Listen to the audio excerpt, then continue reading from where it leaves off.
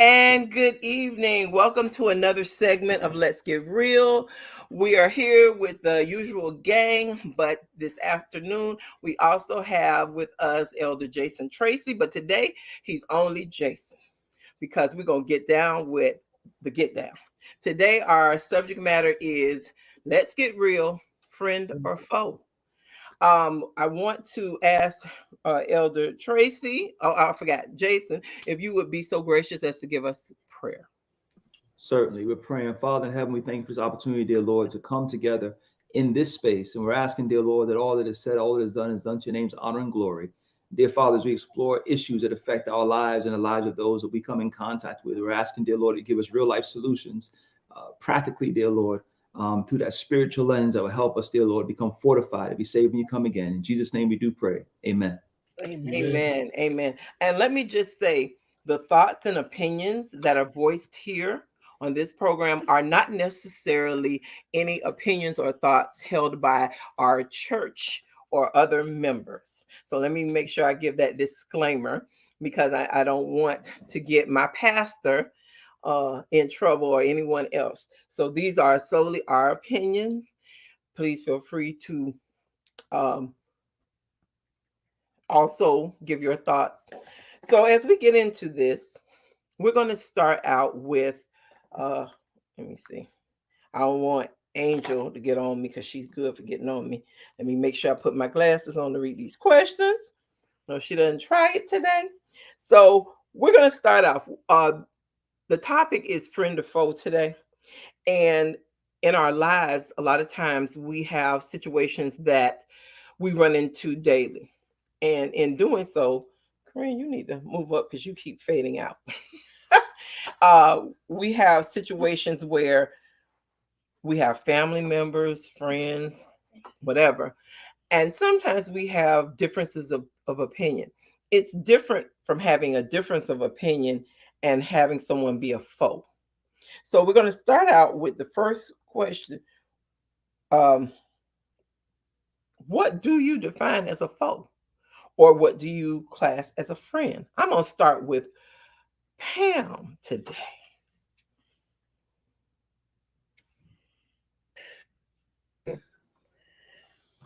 Friend is someone that you like, you can take an honest criticism from, and it doesn't hurt your feeling. Foe is someone, the definition of a foe is someone that's your enemy or malice. I probably got a long list right there, so I'm gonna let that go right Uh, T- Toya, we're going to go to you. Mike, you're going to be in the middle. You're going to be the sandwich. A foe? Ugh. That one's a hard one because sometimes our friends end up becoming our foes, and it just depends on what they've done to cross that line over to the other side. We're quick to say it's somebody that just doesn't like us, somebody that every time we see they have an attitude with us or they talk bad about us.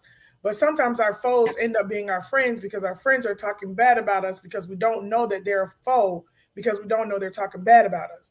So there's really no definition in my sense as, oh, how do I determine friend or foe, or what do I call a foe? But I'm pretty sure Webster has a definition of foe, and I'm pretty sure that definition doesn't necessarily pertains to what I consider a foe. I don't know what it means in the Webster dictionary, but I'm pretty sure there's a definition in there. Oh, we're going to have the definition right after Michael. Corinne's going to give you the definition, Michael, after this. But Michael, I'm going to go to you. Well, for me, friend is someone who is your buddy who supports you. Um, no matter what, they'll give you good criticism, criticism that you may not agree with, but it's for your betterment in the short run and in the long run. Okay.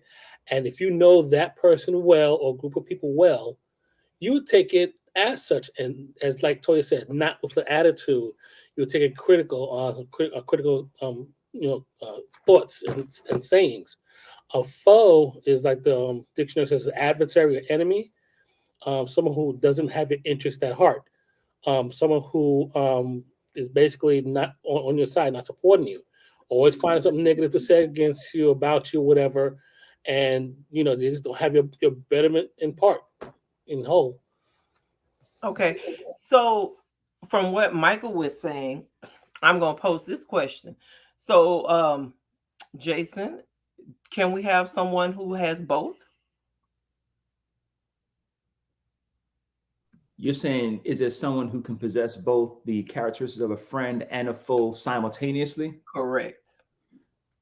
My short answer has to be no. And I mean, there's a plethora of reasons for me why I could say that that wouldn't be the case or why that couldn't happen.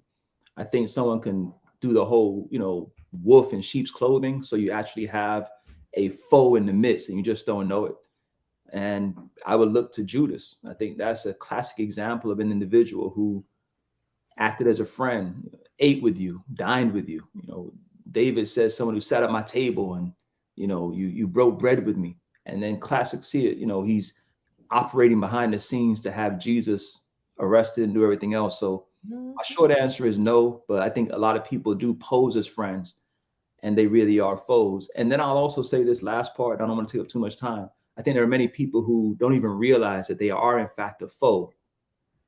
And I don't want to get into what Corinne's getting ready to speak to as it relates to the definition, but many people who have a appearance of bondship and relationship with you that's supposed to transcend beyond circumstances, they actually don't. And sometimes they don't even realize that themselves. And I think that's part of the major problem in relationships. Okay, good one. Corinne. You want me to give the definition? Okay.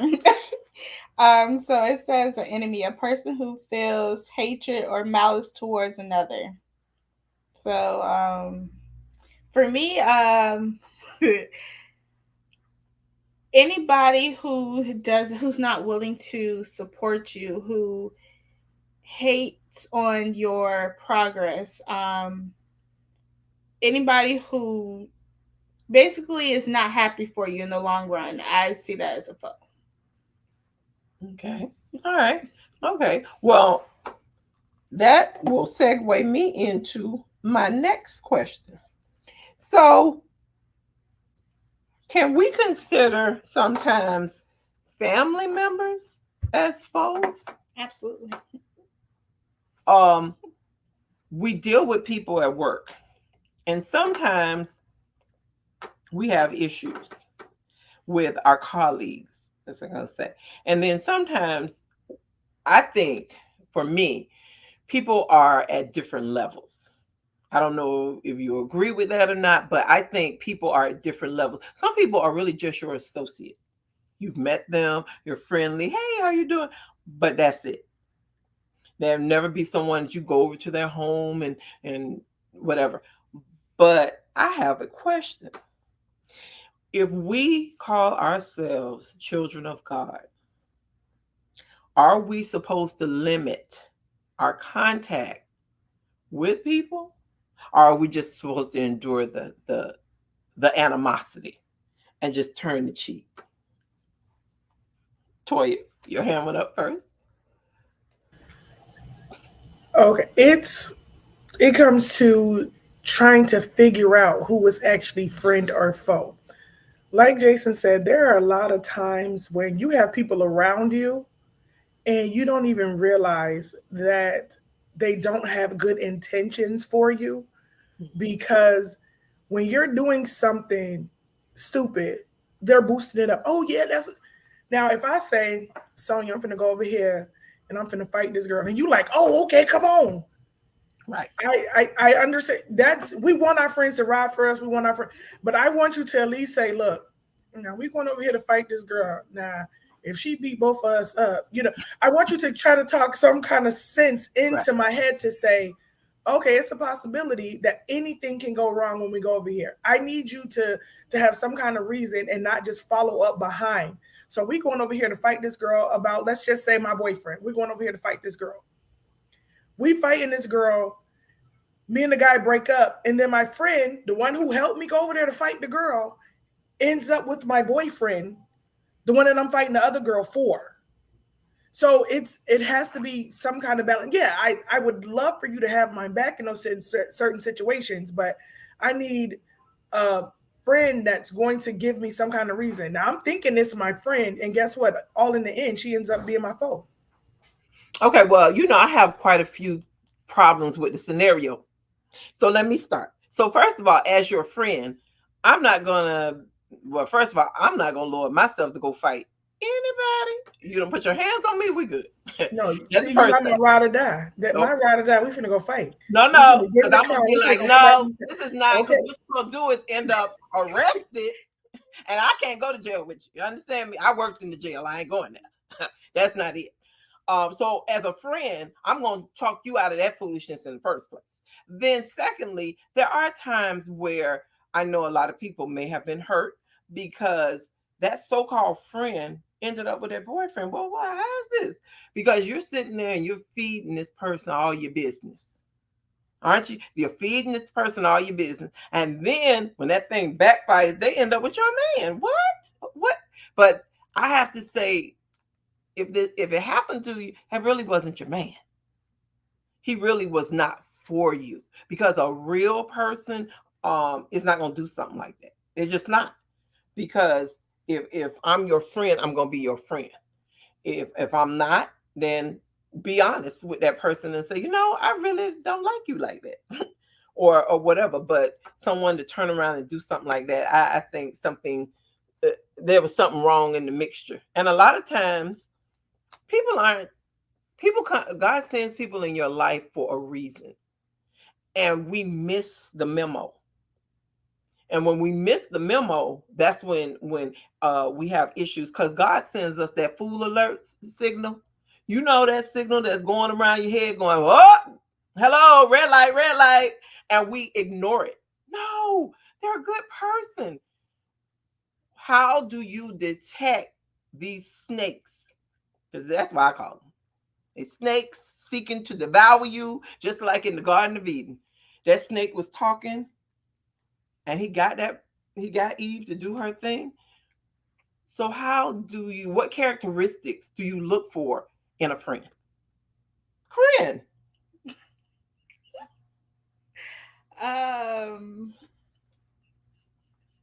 for me right now personally, my circle of friends has um closing a little bit, Dwindled. dwindled. So for me, right now I'm looking for people who are about something and trying to do something with their life. So if you're not trying to do anything with your life and you're not speaking life into me, which is to me like one of the most important things, people who speak life into you, especially when you've fallen down or you're starting to lose hope and stuff. Someone who speaks life into you can mean the world at that time. So someone who speaks life into you, I'm gonna say. Okay. Feel free to jump in, or I'll start calling you again. You know me. I know in my case, when I'm going back to my mom. She always said, "You don't tell everything to everyone, and you don't tell some things to everyone either." So I know I'm very, I guess it's the way how I've been raised, and coming from the city life in New York City, you're always cautious and aware of what you do and those who you grew up around and those who grew up around you. Um, my mom always told me that, hey, listen, and listen some more before you speak. So I've always been guarded in in how I'm around people, and so in that guarding, I think it's a more defensive mood where hey, I can have friends. I can, like I said, I have associates. My circle, like is has dwindled, and it's very small now. Because you just can't trust everyone, and sometimes it's hard. Sometimes a little bit too harsh, sometimes. But I don't know if that's the way I've been brought up. I would probably attribute to that. But at the same time, I still want to have the character of God. So, like for me, I'm going to have friends, people who are like minded, think the same way, act the same way. And then I go on from that point forward. But I still don't tell everything to everybody because who, times are tight and people are desperate time for desperate measures. So I'm very guarded in what I do and say around people. Okay. I don't know who you all talking to. He got more friends than anybody. There's nowhere we can go that he doesn't have a friend. Yeah, but Pam, I know what you're saying, but are they're his friends or are they his associates? Either which way, it's there's nowhere we could go that someone don't know Mike. Okay. Besides the fact, I am not a friendly person. My attitude is probably not the friendliest, but once you get to know me, some people always say, "Oh, I'm okay," but I'm probably not the friendliest as he. He's a little bit more. You mean your demeanor, the way how somebody look at you, somebody say, "Oh, she's like her face set, she ready to, top it off." Right. You know what I'm saying? It's like I'm gonna top it on. Don't talk to her because you about to blast off on you. And I've heard that people tell me that's their wife. I'm like, yeah. It's like, oh. And I was like, I'm looking at Jason over here. Listen, I know he's like, and I'm like, face on. And I'm So like, is that our game face? Is that our outside face? Well, come on, Jason. It's my resting face. Is that your resting face, Jason? No, I mean, I appreciate the acknowledgement that not everyone has necessarily this demeanor where they're opening themselves up for all to come in. And I think that's what maybe, and Pam, correct me if I'm wrong, I'm going to speak for you. And I just think that while Mike may be known, it doesn't necessarily mean that he's opening up to receive all who come. That, you talked a little bit about the city life, but that's just, survival 101. You just want to make sure that you kind of have some pieces in place where you can protect yourself. And we're human. We all at some point become vulnerable. We end up getting hurt. And that's what causes these walls to go up oftentimes as well. But as much as possible, we want to guard against that. And so the friend thing, I think for me, a friend is usually from an organic space where it's not planned. So growing up, I didn't have play dates. Growing up, we didn't have situations where you go meet someone and your parents say, okay, make this person your friend.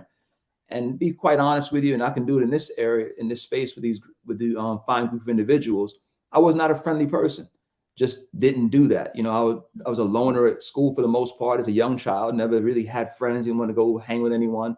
And maybe in my older age, it's kind of stuck to me. But there are individuals who you end up having a relationship with that was not choreographed, and they end up being there, and you kind of build something that you didn't realize how we get here, but it works, and we're good and we're tight. And so those individuals, I do hold them close, but it's just not something that I really seek after. And I wouldn't necessarily tell anyone else to follow that blueprint. It just really works for me, and I thank God for it. Okay. Okay. Right. Okay. I don't know if that was my game face, if that was my shocking surprise, but I like Corinne's thing, just kind of just taking it in type of face. I think that might be where I was. I have to piggyback off of what Jason said when he said they didn't have play dates when we were younger and there were certain things. Okay, so here's my thing.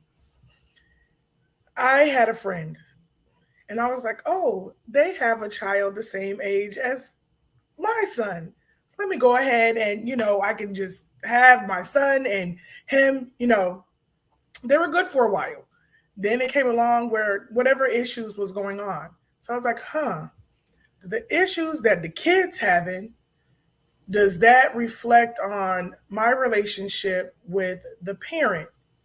And I was like, no, the kids, they'll figure it out. They'll figure it out, And then it seemed like it just started to trickle over where I was like, end up where the parents are no longer, I wouldn't say we're cordial, but we're no longer like we hang out like we used to, but the kids are fine. So it's like so it comes to the point to where I can understand what you're saying, forcing those relationships. It's like trying to force a relationship and it ends up being the opposite, but does that necessarily make that person your foe because of the fact that you didn't get attracted into that forced relationship or that forced friendship. So I wouldn't necessarily call that, well, I would. If my parents try to force me into a friendship with somebody because they're friends with that person's parents, I wouldn't necessarily really consider them a friend. You know what? In your situation, that parent that kind of spill over between the characteristics, they will have faux like characteristics, but the relationship is starting to put be I wouldn't say strain, but it's being tested.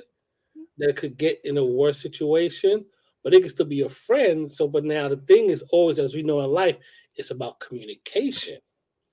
And you could probably say, okay, well, hey girl, I got a feeling about something. Just correct me if I'm wrong. And your son and my child and your child, they're doing this, they're doing that. And I got a feeling, correct me if I'm wrong. Let's sit down, let's talk about this. So that's what the communication is always in relationships. And we always seem to talk about relationships here because it's what it comes down to. How do I sort of clear the air? If I'm going in a danger zone, let's talk about this. Let's so we can make sure that we're both on the same page. Well, Okay, but wait a minute. But is that the fact that the parent started getting into a relationship that two children have? Because a lot of times parents, we see it in the news all the time. Parents go to a game because their child got into it and they shoot or go slap or beat up a child. Children will forgive them, will forgive that person, and they'll be back to being friends, and you still around here doing time. you know, having a issue with that parent when you should have left child's play to children. And I can actually speak to that because I had a cousin that was like that. When we were younger, we hung out, at family events and stuff like that. But living in two different areas and stuff, we didn't see each other that much. So they moved closer and stuff. And my cousin was just like, yo, I want y'all to hang out more. Da, da, da, da, da. Her dad. So yeah, her dad. So I was just like, okay, get to know my cousin, willing to do that. But every time I came around, she got on her phone. I was like, oh, you want to go do this? You want to do that? No. I was like, okay, well, I'm not going to force a relationship. So I would just go back and be with my mom because I was like, I'm not going to force a relationship on you. And we're cousins at the end of the day, but I don't have to be your friend.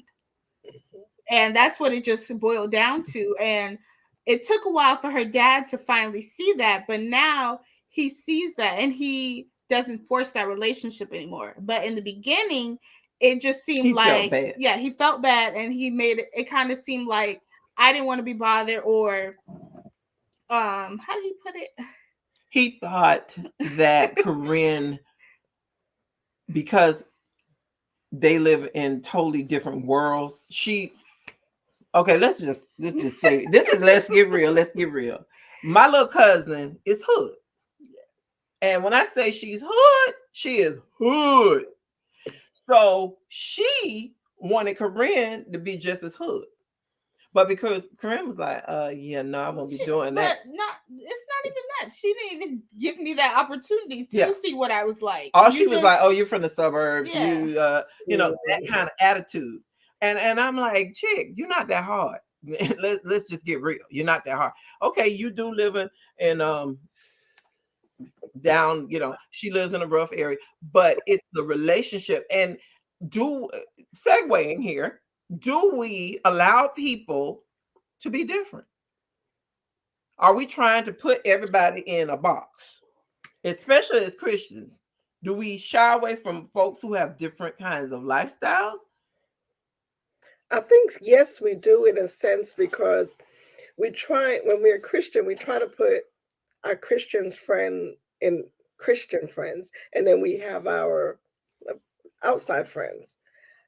So that makes a difference, which isn't right or wrong. No, to me, I just have friends in the church, out the church. If you know a Mad Venice, if you don't know a Mad Venice, or however it is, you go to church, you're my friend. So to me, it doesn't matter of your religion. It's all who you are or what you are. that makes a difference. And that's how we should look at people. Not saying that I'm going to let a total stranger in my house if I don't know you. To a certain degree, I have to get to know you to understand you. Toya, to your question regarding your kid and the son thing, I understand that because Mike and I've done that, try to do it before with a bunch of kids. And, when they have the same age, but then what happened is the boys grow away from each other, or they don't have the same light anymore, even though they're in the church, but they kind of, well, one just has this friend and one has that friend. I stayed out of it. When they got into their little thing, I said, oh, y'all work that out, because we know kids will make friendship back, but the adult takes a minute, and we sitting there go, well, why did we get involved? I tried to really, I made sure I listened, but I didn't get involved. I was a listening ear to whatever the situation, and if I felt it needed a comment, I commented. But if not, I left it for kids. Kids deal with each other differently than we adults, because adults don't know how to differentiate between children and adults. See, and I didn't say anything because I know my mouth. So I'm gonna be one of them parents that's yeah, I didn't say anything. I said, but whenever there was a comment made, or there was a, can I go? And then I'm like, no, you can't go. Or can I stay? And I'm like, and I kind of felt bad because I was like, I know that the issue has boiled over. Now it becomes an adult issue. Now it's looking at, but I also had to look at it as, if you feel this way about me, how do you feel about my child? And if my child is coming to your house, my child is hanging out with your children, and you have an issue against me, are you going to reflect whatever issue you have with me onto my child? And see, and that's where I didn't want to have him thinking, okay, in my head now you're a foe, because I can't see anything being different. But do I still allow my child to hang out with your son, even though they don't have no problems? So I'm one of those parents. If I have your kid and they're with me, believe me, your child is going to be safe, because I'm going to look at it. If we don't get along, it has nothing to do with the parents. I'm one of those. I'm about the kid. I'm about having fun, and stuff like that. When my son was younger, my son would never have a surprise party because his birthday was always the 31st of December. So with that, we would never been able to have friends come over, because either people would just disappear and whatever. So we decided you could invite a couple of friends. Well, those days of having one or two, it became 4 and 5. One time I had 12 boys. And with that said, there were kids that parents didn't talk to me, but they felt sure enough that they were okay with them kids being with us. So in that sense, you have to know the difference. Kids are kids, and that was it. If they didn't get along, I didn't have a problem with it. If there was a problem that I think we needed to talk about, we talked about it. We always said, let's be grown, but people don't know how to be grown. And I'm one of those that I usually say what I mean, and I mean what I say. And sometimes it comes out so blunt that I have had people say, oh, you're rude. I'm not rude. I just say it. And the way you take it, it may be rude, but I just said it the way it came out. And you know what? To piggyback on that, is that when we had those parties with our son, for my older son, and he had like about 4, 5, 6 kids deep. Um, we knew the parent, us as being the parents, we knew the parents of those other of the boys, and I think we got along so fine because the parents, the adults, were thinking on one accord. We were same maturity level. We thought the same way, so that made the relationship between the parents smoother, much more happy, more pleasing. And the thing about it, it got to the point where we were doing like 3, 4, 5 years straight. We footed the bill for everybody. We went out to eat, and it was no issue. So it was our way of giving back in the community to the friendship of the boys. So it was fine. So that's a good thing to say, that we could truly say, as for this segment, they were truly friends in our neighborhood, so to say. I'm gonna be honest. You talk about friends, neighborhood.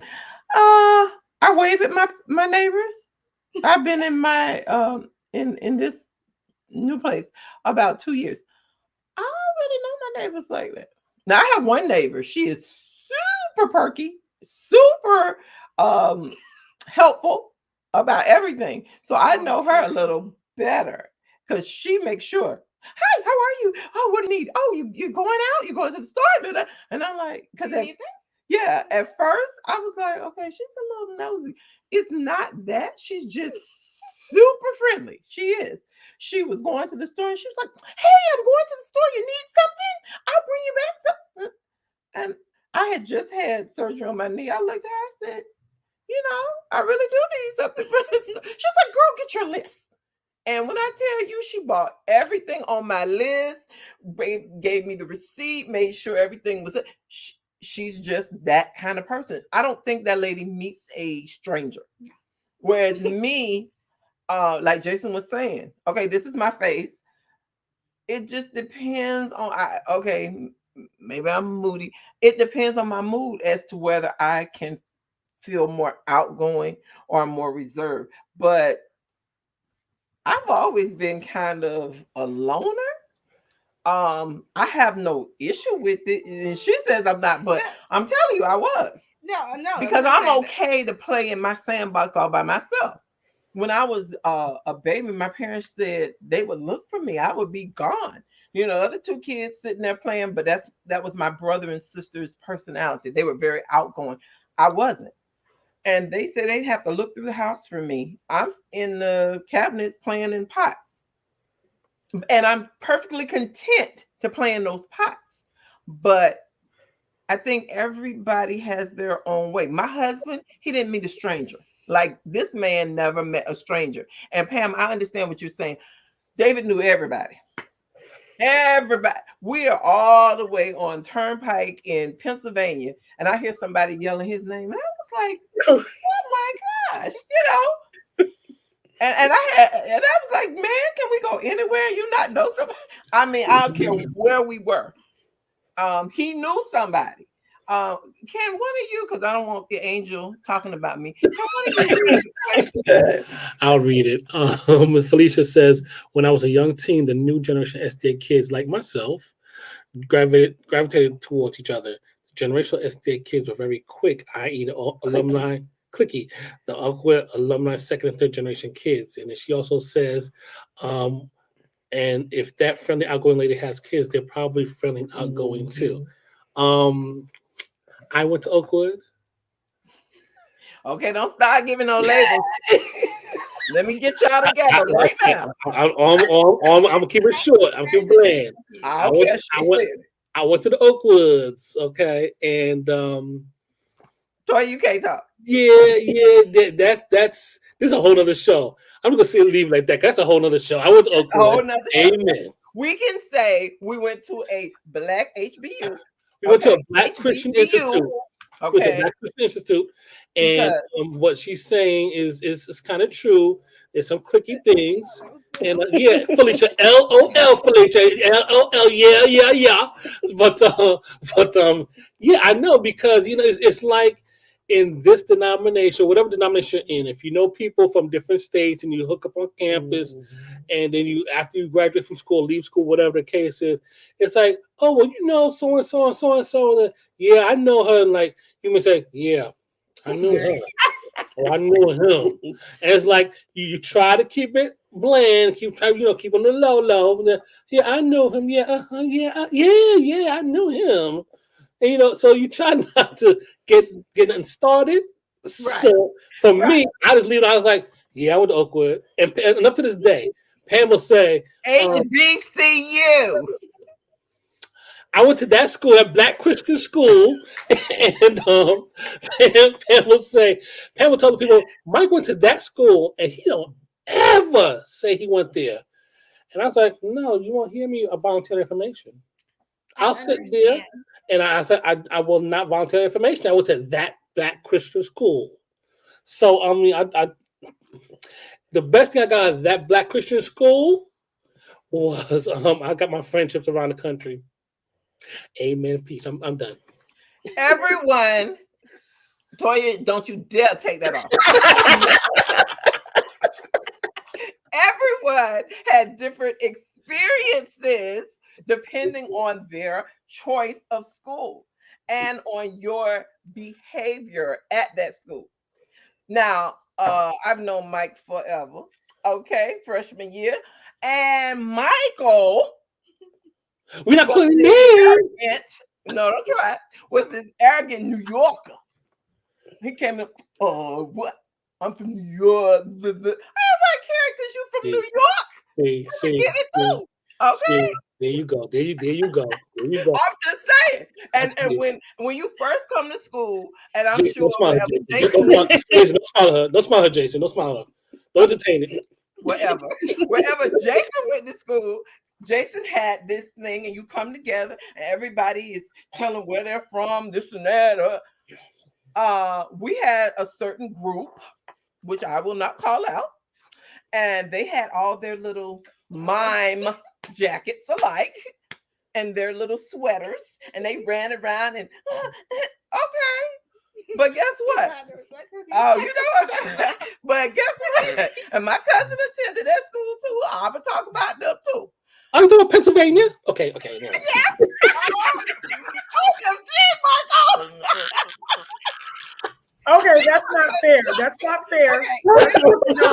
No, because You dare call the names. no, but I'm not gonna call no names too. I'm like Mr. Mike. I went to that black HBCU over there in Huntsville, Alabama. Okay, I went to you, but there are experiences there.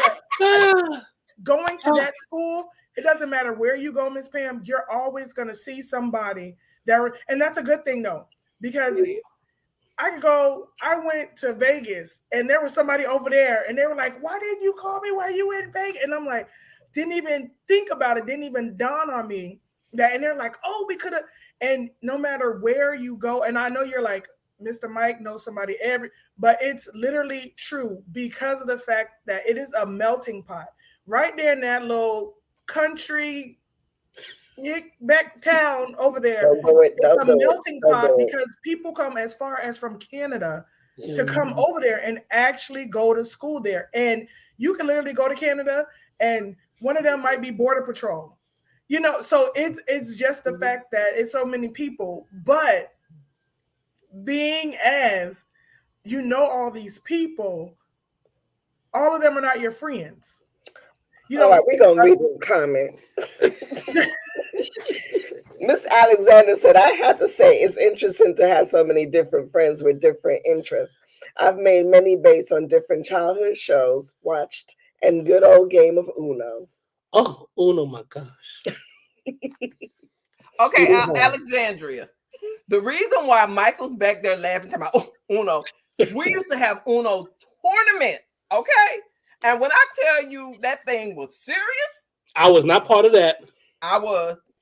And I used to win. Thank you very much. Michael was too New Yorker over there. Right. I was good. Yeah. Americans. Jason, feel free to jump into the mayhem here. Okay. I'm sorry. Somebody texted me something about what they said. One of the questions. Don't you dare read that. I will kill you. Clean it up. I know you're not reading that.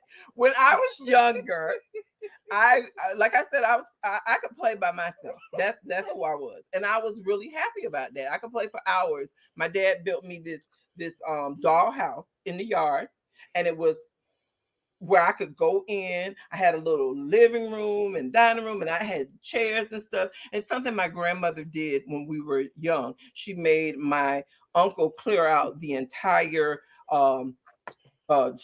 shed, and she made us curtains. My cousin Vanessa and I, she made us curtains, and we had our baby dolls, and she had them put and so I could play for hours by myself with my dolls, and that was my sanctuary. So my parents asked me about the little girl next door. Well, they didn't realize that her younger sister, who was my age, was not very nice, and so she would always have something smart to say. So I didn't want to be bothered. So when my parents asked me, and they were like, what about, and they were talking about the older girl, what about the girl next door? And so I just kind of said, well, she looks a little funny or something. I said, I'm not gonna say what I said. and so my father, of course, had to remind me of it. And but I think about children are very honest with how they feel, and she looked a little different. Let me just put it like that. And so I was like, no, I'm not gonna play with her because of the situation. But at least I was an honest child. But I grew up and she and I had a pretty good relationship. But like I said, she was older. But children are going to be honest. Come on, Jason, you got two boys. Don't tell me they're not honest with you and be like, nah, dad, they look funny. I don't want to play with them. Yeah, I think, one of the challenges we have is things are very different from when I grew up than my children who are growing up now. And they're still young. So we've had literally, 2 years of downtime where you couldn't even do the things that you would normally do in this new generation, let alone when I was growing up, we didn't have camps. Is that true? I mean, I remember going on a few little things, in the summertime, but for the most part, you came home from school and you went outside and you played. Correct. And you made your own contacts. You had your own relationships. And so it's different now. Your kid goes outside and it's kind of like you're worrying about a van with no windows pulling up. And it's just a very different experience. I remember having a conversation a couple of weeks ago, and I told my son about one of the best ice cream, the little strawberry shortcake ice cream you used to get after school from the ice cream truck. He was like, you had a truck come to your school with ice cream? And so it was just, that mentality where I'm like, yeah, we used to have that. We had a Polar Cup truck. And I turned to my wife, yeah, a Polar Cup truck? And she said, yes. She had, and he's like, a Polar Cup truck. There's just, those things are just foreign. I even drove them by my old neighborhood and showed them the little store we used to go to after school and get a little now and laters and whatever else. The other people who weren't yet converted get the pig's feet. But just like explaining that, and it's just kind of like they don't have that, and so it's a very different thing where, and I'm sure Toya, you can identify with this. Your children are buying stuff off the apps, like. It's like your children literally buying stuff and it's being delivered to the house now.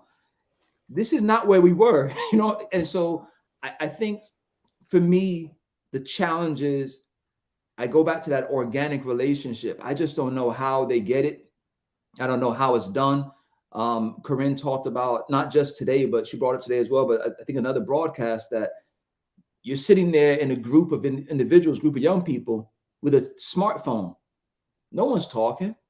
Like, there's no need to have a conversation. So it's a very different dynamic. And so I was looking at some of these comments talking about the Uno tournaments, and somebody else put something up as well about the Uno tournaments. And it's just, you don't have that type of engagement anymore. The most we can do, I'll log on my, video game console, and we can, you log on yours, and we'll be able to communicate through our game online. And so I'm not sure what that means for the generation coming up as far as their relationships and having strong ties and bonds. But, the day of the dollhouse in the backyard and having a neighbor come over and play with dolls, I'm not even sure that exists anymore. I don't know. I'm not sure. It doesn't. Okay, it doesn't. It doesn't exist because of the fact that I believe in this generation, even being a parent, we're in competition of always trying to make our kids have the latest, the newest, the best. Moving forward, granted, yes, technology is a huge benefit, but it can be a huge hinder when it comes to actually communication. Now, my son's going to college in 2 years, so he sits here and he's like, "Oh, I'm taking my car and I'm living off campus." No, you're not. You're going to live on campus and you're going to walk. Now, if I had to walk from A Thank you. to F cross campus, guess what? Freshman year in college, I didn't have a car. You're not taking your car. You're walking and you're living in the dorm. And we froze to death. Yeah. So he was like, "Oh, why?" Because guess what? If you're in the dorm, number one, you're going to be going somewhere that I'm not going to be there. So this is going to be your first time living away from me.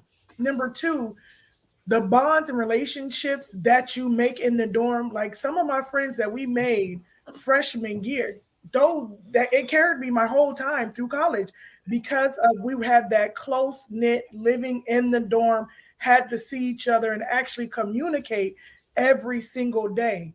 You have a roommate, it's a different type of communication between me and your family and actually dealing with people outside. That actually going to give you the tools that you need of, hey, what group of people do I want to hang around? Hey, do they have the qualities and the characteristics of an actual true friend? You know, being in that dorm life, that gives you a whole totally different look at it.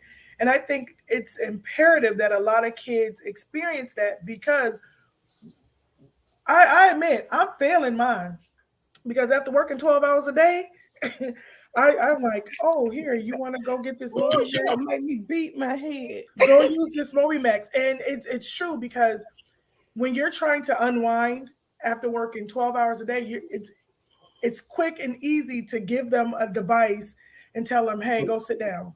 Hey, But go Toya, watch this. you need to also give yourself a break to understand that you're a single parent because you lost your husband. So it's cut and dry as far as just attacking yourself and putting yourself down and saying that. You got enough people who put you down.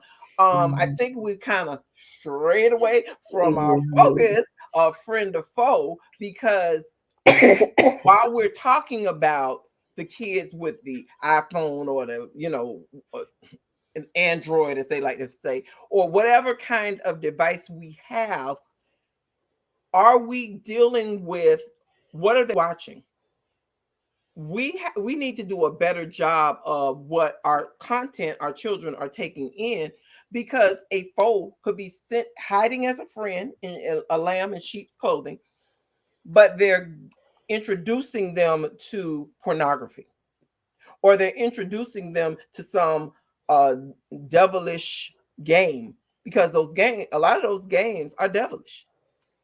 And when our children are choosing these people, are we monitoring what they're doing? It's not necessarily easy, but we have to understand, even as adults, we could think somebody is our friend and we're going along. Then all of a sudden, we run into a situation, and next thing we know, all our business is out there. And like, well, I only told this one person. Is that a friend or is that a foe? We we have to look at characteristics as to what we're looking for. Personally, I think it all comes back to like how you were raised in a way because somebody who is very sheltered and stuff, they're gonna think, oh, everybody's nice, oh, rainbows, daisies, you know. But if you've experienced a little life or your parents let you see a little bit of the world, you understand to put your guard up a little more around people.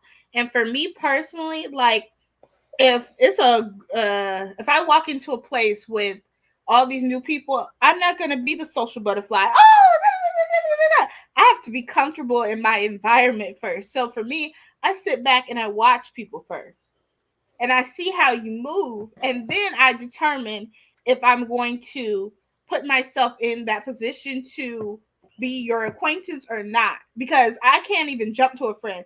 I know some people who, as soon as they meet somebody and they start hanging out with them like consistently and stuff, they're quick to give the title of, "Oh, this is my friend. Oh, this is my best friend." No, no, no. You can't just get that overnight. That comes with some work involved in it, you know. So I think it really just comes back to how much life you've experienced or how you were sheltered growing up. Well, let me ask a question. Let me ask a question since you said that. We want to always put this on people that we meet in the street. Could we have a foe right in the bed? Yeah. You can have a foe right in the house. Can we? I, Oh, look, Jake. okay. It's true. It's true because you can have, but it doesn't even have to be in the bed. You can have a foe in your circle, in your like that you speak to every single day, and not even know that these people dislike you. Some people are very good at playing the part. Some people are very good at applauding you as long as you reach this level and you don't reach this level. Some people are very good at helping you be mediocre. Some people are very good at helping you not succeed, but you can't see it because of the fact that this is your friend. And in actuality, that's just like somebody, you tell somebody, I come to you and be like, Sonia, I'm going for this job. And I'm like, it requires this, I don't have all the but I'm right there, and you're telling me, oh, well, what you going for that job for? What do you need to make more money for? You're comfortable, and that's, you want me to be mediocre. You are my foe, even though you're not in competition with me. You don't want me to see better or succeed because me and you are on that same level, career wise. You don't want me to go up to the next level because you're not striving to go there. So you want me to stay on the same career path that we're on together. So I'm trying to understand your question, Sonia. Are you saying like siblings being foes to you Or mates. Your or husband, mates? your Whoever husband, it is. I'm Mr. going to be Mike. honest. I have a friend. The reason why I said this, I have a friend that I went to college with. And I always wondered why, when it came time for everybody to go home, that was a big deal, in college, to leave to go home because you've been away for all this time. You're excited to get back home. She never went home. And I was like, I finally just said to her, you want to come home with me? You never go home. Are you not missing your family, your parents? She said, my family is so toxic, I might as well lie down with snakes. I was so taken back because here I am. I can't wait to get home, see my family. I stopped because it just stopped me flat. And she said that when she turned 18, her mother told her to get all of her stuff and get out of her house. And I'm standing there and I'm like, say what? She said, I did all I could for you. Now it's your turn to do you.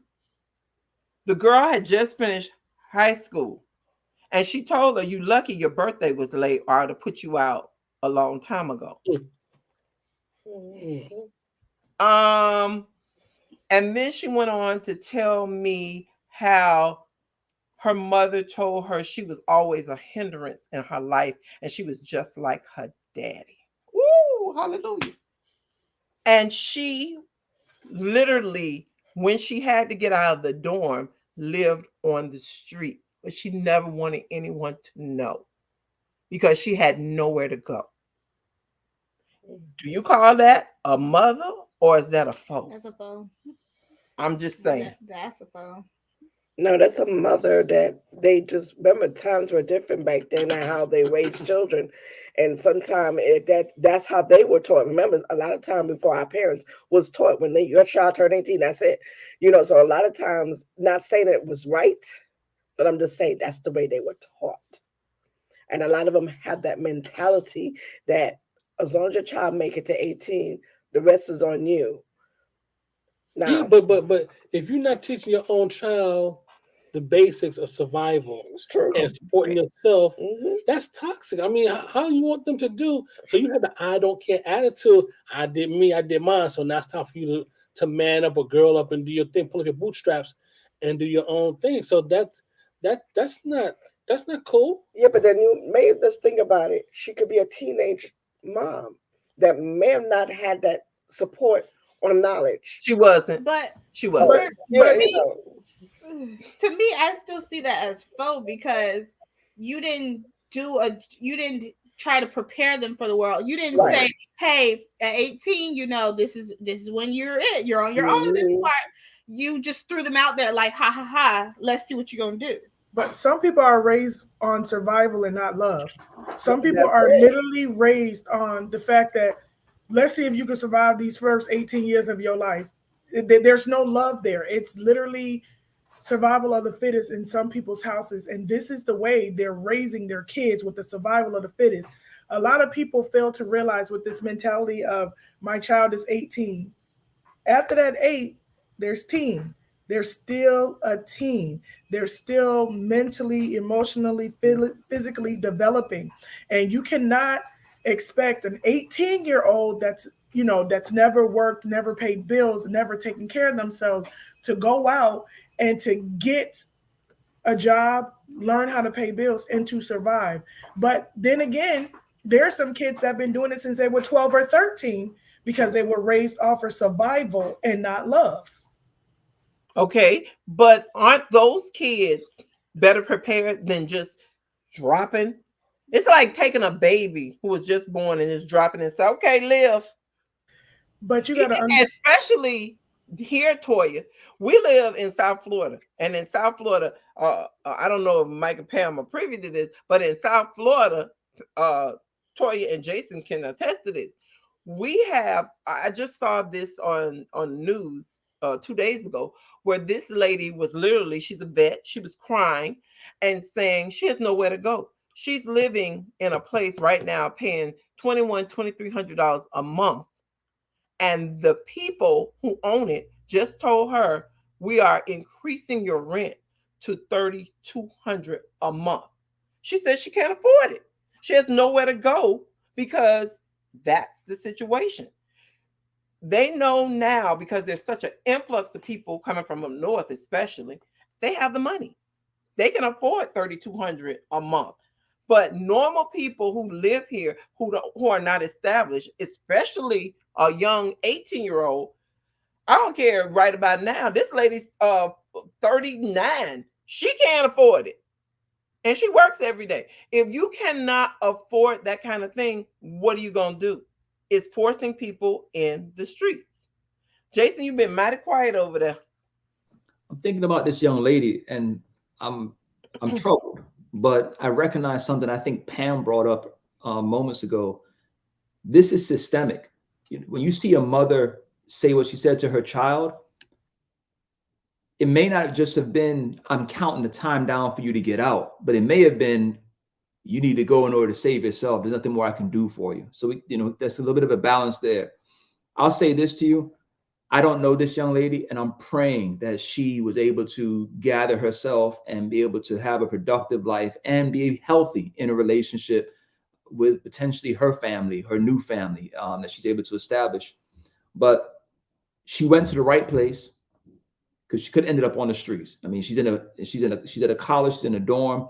And I think what I like about what you said, and it's hard, you oftentimes are told to pull a silver lining out of gray clouds, right? But one of the things I liked was the fact that she said, I'm staying here because the alternative is just toxic or damaging to me. So to say I'm going to stay at this, and I forget how you guys characterize it. It wouldn't take me, so I'm not sure how you characterize it. Was it a HBCU or was it a Christian Black school? I'm not sure how you guys are characterizing it, but I'm willing to stay here under the auspices of this safe place, which is a safe place for me, and build. But what got me was this. Imagine how she felt just taking time morning after morning, evening after evening on those grounds. No classes, no other students, no noise, no movement, and just her traversing through that campus by herself. Just the psychological impacts of that. But she didn't just do it once based upon what you're saying, Sonia. This was her life when it was coming time for people to go home. And everyone's excited about the Thanksgiving break. Everyone's excited about the summer break. Everyone's excited about, whatever it may be. And she's spring break. She's just there and she knows, here's my time alone. And she's willing to do it. So I think I really tip my hat to her. I really hope and pray that she was able to make it through. But to the underlying question, was her mother her foe? I think it's even greater than that, because we're talking about friend or foe. I don't think her mother was presenting herself as anything different than she was. I don't think it was surprised when she turned 18 and graduated school that the mom was going to have this type of reaction. I don't think she sprung it on her.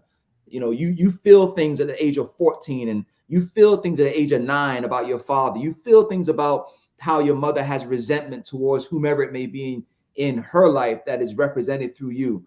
And so she's already been going through that cycle, that psychological trauma, hopefully not physical, in conjunction with that. And being able to come out of that situation, she recognized it's healthier for me to hang out here with the oak trees than to go back into that situation. That's all I know. That's all. I don't know much. I know about the oak tree. You got me thinking about it.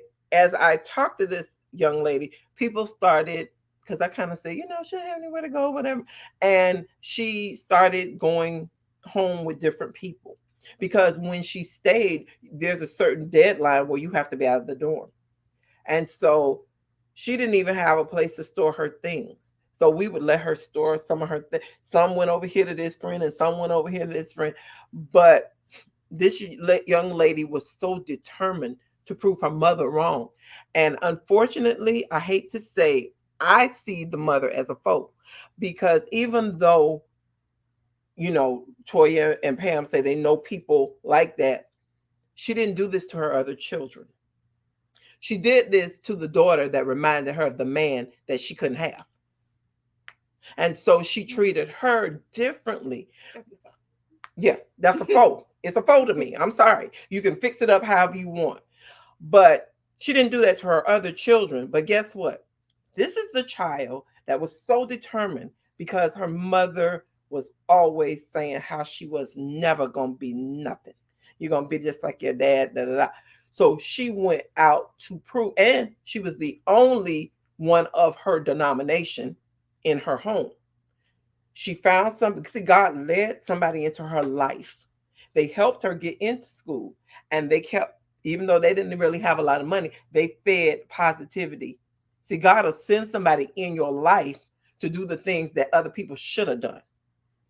And she got to be friends with all of us, and we all kept feeding, good stuff into her. That girl went on and became a successful hedge what do they call it? Help me, Hedge fund. hedge fund person, and she has already retired. All of a sudden, when she became this person and married well, Mama want to look her up. You know what? That reminds me. She went through her Joseph experience. When I say Joseph Correct. experience, she Yep. went down in she was living with mom for a while.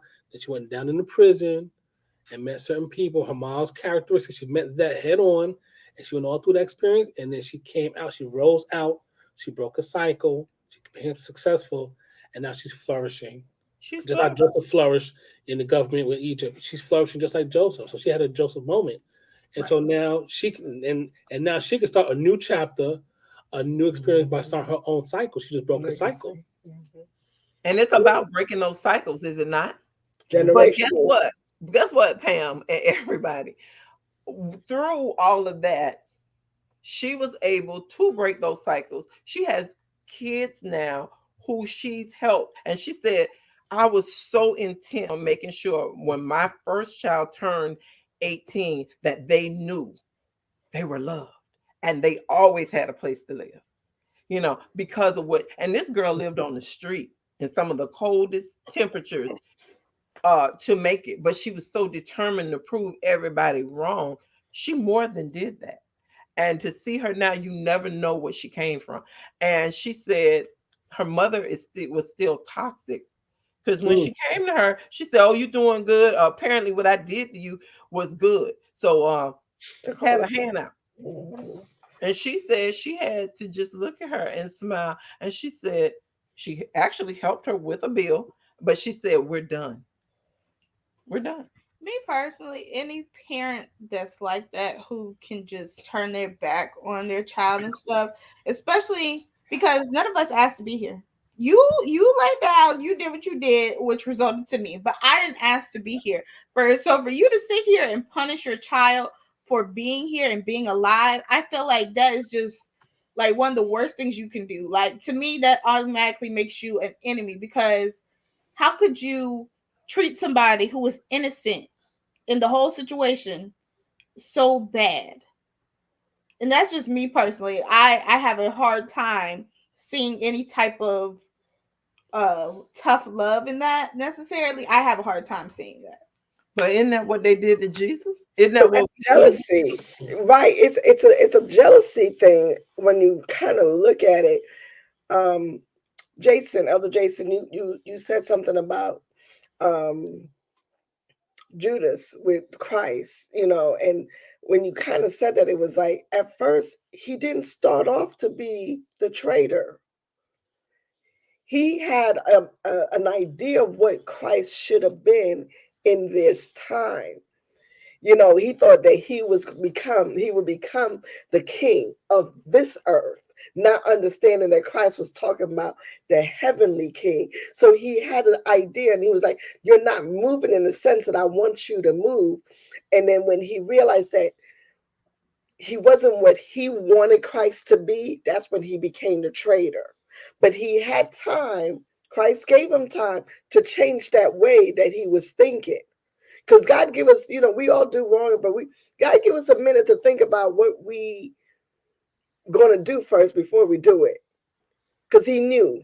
But he tried to show him, I'm not about this kingdom here that you're trying to put me in. And I think for him, he didn't get that because they were taught the Messiah was coming to change the world. They were thinking of a physical Messiah to come in and take over as Pharaoh. And that's not what happened. And I think for him, he was hurt. So can I ask you a question, Pam? I'm glad you said that, right? And so Okay. just to speak to what we're dealing with here, I think a lot of individuals, every time we come in contact with someone and they come in our intimate space, I think individuals, just a part of human nature, we begin to try and map out a course for their lives, right? And so we oftentimes just kind of have our own thought about, man, I think Pam would do great if she was doing this, this, and that. I think Mike, you know, he really has a passion for this, or he should have a passion for this. And we start kind of walking through what we think would be best for someone's life. Or the flip side of it, which is causing much of our just shaking our heads and wagging our heads today, we have a mother who says, I don't, there's no plan for your life that will amount to anything good. I think in that moment is where things can become corrupt. So you're right. Judas didn't start out as showing himself as a foe, but he definitely showed up with what he thought was a better plan than God's plan, right? Mm-hmm. And based upon his planning for Jesus' life, just imagine that he planned for Jesus' life, and Jesus like, I'm trying to plan for yours, but I understand you think you're God in this situation. That's what caused a problem. I think we have a lot of relationships where people think they know what's best for our lives. And I'll be honest with you, some of the counsel is good counsel, right? There are people who come along, they actually offer us some good things and some good constructive direction. But it's how you do it, and it's about how you respond when that direction is not taken as well. I think that is part of that pushback and some of that resistance. That's all I have to say on that. So let me just, in the last minutes that we have here, when we talk about foe, do we have a set, especially as Christians, do we have a set criteria as far as I'm going to allow this, I'm not going to allow this? Do I let somebody who claims to be my friend encourage me to do what I know is wrong and to travel that path? Or do we finally stand up and say, hey, wait a minute, I got to get it together. I say that I'm doing this. I need to be on this Christian walk. And if I'm going wrong as a friend, am I going to bring this person and say, you know what? I understand that you're grown, but there are consequences to doing this to bring them back. And do we actually know? So the question out there is, do we have criteria for who are our friends versus our foe? And what are the telltale signs of that foe?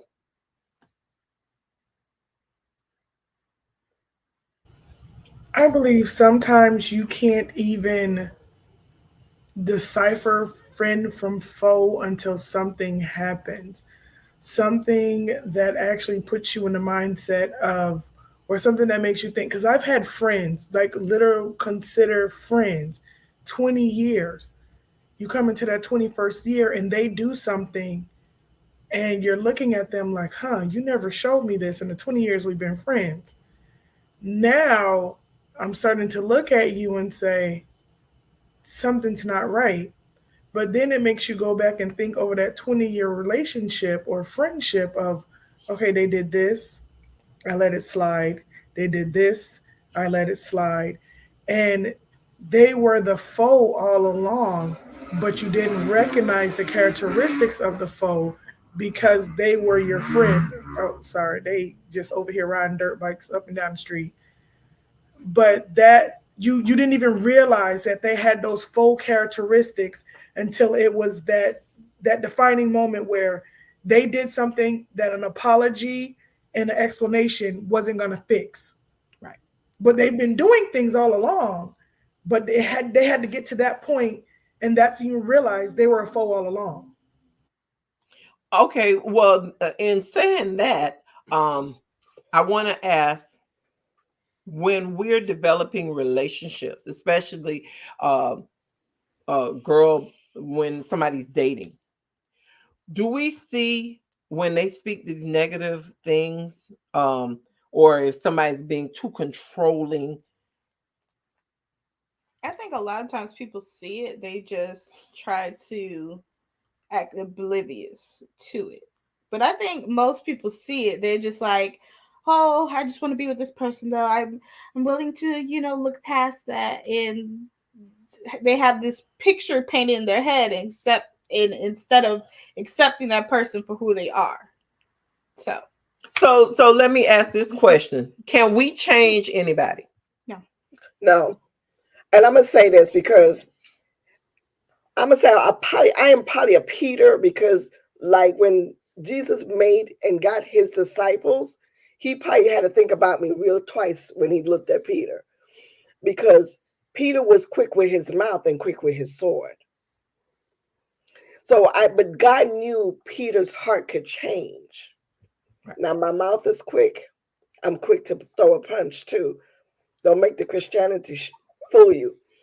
I'm still working on that. Still working on it. I gotta pray about it. But I'm being honest. This is all Right. what it is for. I'm being honest. So don't come up into me and think that you can say something and it won't happen. Elder, pray for me because I'm gonna need it. So, but I'm just being honest because that's just how So I'm gonna say, as a Christian, I'm still working. I'm a work in progress. I pray daily. Could I be a foe to somebody and not even know it? Maybe I am, but I'm hoping not, because I'm trying to change me, not me changing anybody else. You can only change you. And if you pray enough to God, ask God to help you to be a better person, I think it happens, because I come a long way that I'm not cussing out folks like I used to. And I'm quick at not, because I'm like, it is. I'm quick. But that has a lot to do with, I wasn't in the church when church people do something, I look at them really crazy, like, and then I had to turn around and say, don't think I won't do it in church. And I think a lot of church people have that feeling that they do crazy things, don't think that someone would say something. I'm that person that would say something and turn around and go to the minister and say, you need to pray for me, because I have just, no, I'm not going to make it to happen. No, don't say that. We all have our struggles. I'm gonna be the first one to call myself out, because I know people. I'm gonna be honest, especially when I was younger. People would say stuff. They say it like this. Now you whispered, but now you have said the wrong thing to me, and so now I'm not gonna whisper when I say what I have to say. But then the only person they heard was me. And oh my gosh, that Sonia, she's the worst person in the world. Okay. I was like, okay, you can think that all you want. But I stood for what I felt was right, because I never came over to your sandbox and kicked dirt over the wall. But you are always coming to my sandbox and kicking dirt on me. You only gonna kick one. I'm gonna give you that one. And then after that, but I'm gonna tell you, as I've lived, I've learned that a lot of times it's not worth kicking the dirt. It's easier for me just to look at them and say, I could have got you. But I'm gonna let you have this by, especially in my Christian walk, because the last thing I want to do is get to judgment and God look at me and say, I know you not. That just is not in the plan. And if it's worth me sometimes stopping, controlling myself and walking away, than to have said what I thought, or should I say, a lot of times I don't even think it's my thoughts. I think it's the devil jumped and said, "Is that possible?" Jason over there laughing, but it's serious because I'm telling you, sometimes some of the worst comments I've ever received in my life has Church. been at church, and I've had to control myself not to get the venom back that I received. Because at the end of the day, I want to go to heaven. Because I got a lot of questions to ask God. Like, why did you put me here? And why did you put this person? And I got a whole lot of questions to ask.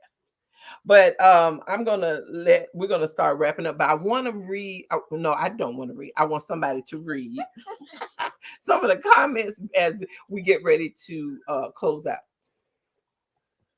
Michael. So we'll go back to Felicia Taylor. We tell our sons that he has to be careful when with his Caucasian friends at school. The rules are not the same for a black boy. Don't think you can do everything they can do. That's true. I think it's about character. My son is a ninth grader and he makes kids at school. We try to teach him to look at friends' character, see if that's someone you want to befriend. And then her next one, make friends at school. And then Alexandra Anderson says, it's nice treating, it's nice treat being able to go out with friends outside of school, but even a rare treat to go to their house now in college compared to the times when I was younger. And she also continues to say, also, not everyone who you make friends with will have friends you'll also be friends with. That's true. Correct. That's true. And she says, continue. Yes, Miss Toya. Also, some people are super fake and maybe also become friend with you just to make themselves look better. Hmm. And Miss Felicia Taylor say, yes, foe can be family. And back to Miss Alexander Anderson, I feel that case goes something deeper and more toxic than just different times in raising children, and just absolutely that they were waiting for the time for them to get out of their house. That could happen. And I'm seriously like both you sisters. My words of this year has been fruitfulness. I've been praying for this fruit of the spirit, not getting upset with folks because I don't know their story. And that's true. We all have a story, and everybody's story background is totally different. So, in keeping frozen friends, I would say for me, I'm a little bit different. I'm quiet. When you get to know me, you know me. But I don't force myself on people. I look at people, and I'm a profiler. So that's something that I have to learn not to continue to do because that was a past job and it makes it harder. So I still pray for that because I always tend to profile people not knowingly and it just happens.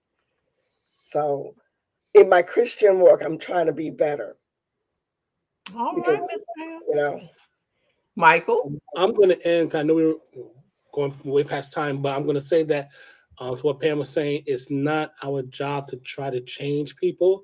That's the job of the Holy Spirit. So I'll leave that out there. I don't because I have my faults just like my fellow man, and I can't do that. I just live the best life that God gave me, and hopefully that um, He's in my life that they can see a difference from how I live my life from everybody else. That's for the positive for His cause. I think that I think as Christians, sometimes, and I could be wrong, that we as Christians, we always talk about foes, but I think that we have two sets of friendships. We have Christian friends and you have regular friends. So you have Christian friends who are, of course, Christ-like or supposed to be Christ-like, and then we have Christian friends outside the church. And I think that differentiation causes some rift in how we approach our fellow man. And I think that that's a struggle that many people do. I know I've noticed that sometimes when I do that, I'm gonna say, "Oh, well, Christian friends, you should be a higher standard." And have regular friends like here. So, like, I was expecting Christian friends supposed to be Christ-like to be up here, but then I've noticed that I said, "No, I can't do that. I got to make our fellow man as a fellow people, individuals. Their friends are friends, and their struggles are like mine, and we try to all make it to heaven." And that we need to be just friends to everybody the same way. that Christ will want us to be, and that our end result is to make it home to heaven. And that's it.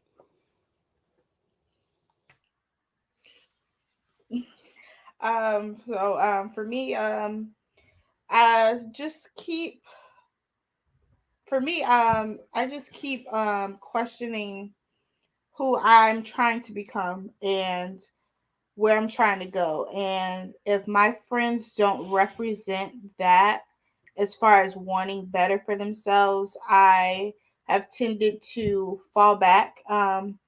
And for me personally, this is just my new walk on things, and just making sure that I'm trying to do better in my Christian life and being a better Christian and staying focused on the main goal, which is to get to the heaven. And doing that, I have to make sure that I'm surrounded by people who have those same kind of goals. So, yeah. Okay. Toya?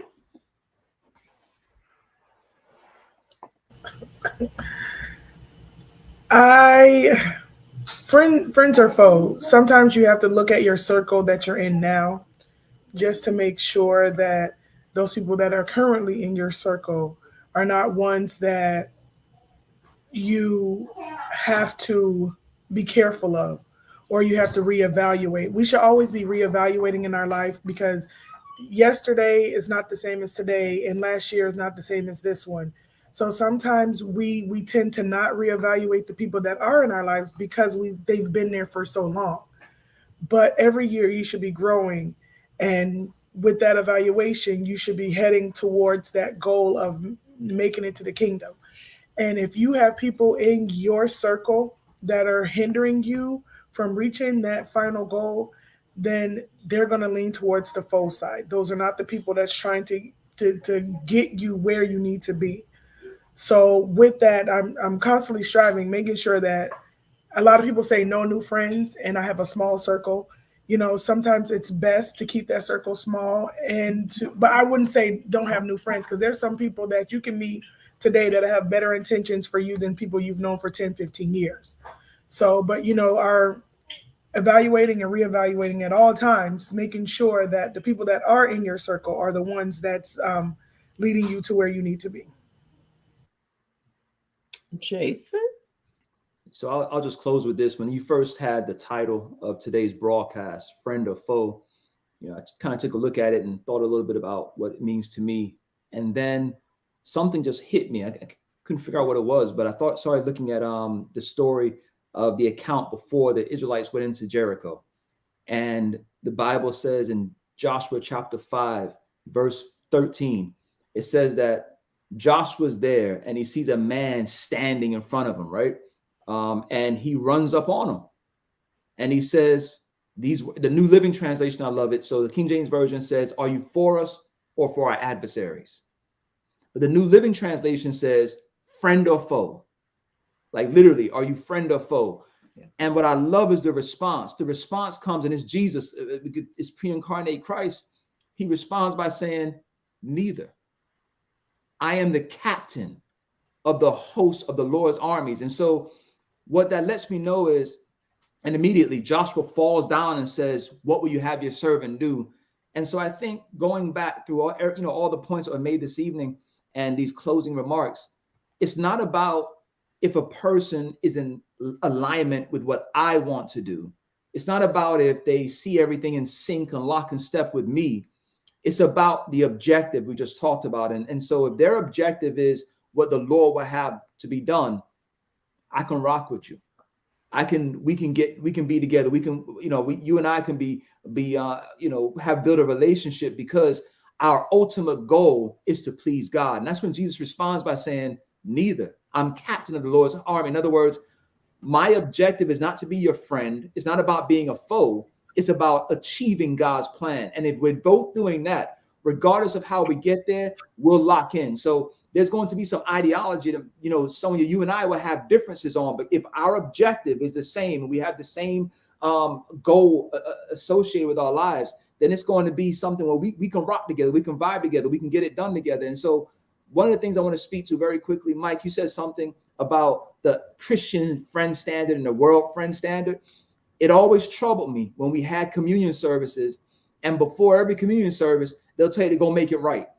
Yep. Well, wait a minute. 3/4 or 9/10 of the individuals I rock with from day to day that I need to make maybe something right with, they're not in this building. I don't go to church with them every week.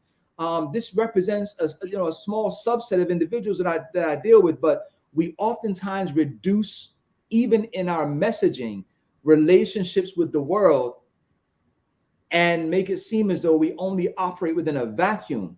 Meanwhile, neighbor number one has been perfect with respect to her receipt reconciliations for Sonia and her family, right?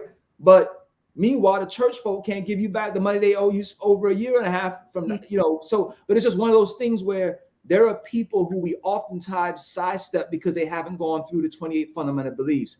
And I think if we could be the same person to the world that we are in our churches, we would actually make the world a better place and fulfill the purpose which God has us here for. So, the idea of friend or foe, I think if we have the same objective, we can make it happen, and we won't take it personal when someone offends, because we recognize, you just got to, your goals, your goal and what you're focusing on is off. Hebrews chapter 12, verse 1, Paul says, fix your eyes on Jesus. Let's run towards that. And if we're running towards that, I won't cut you off because I'm running directly towards that. And we'll be hitting that same goal together.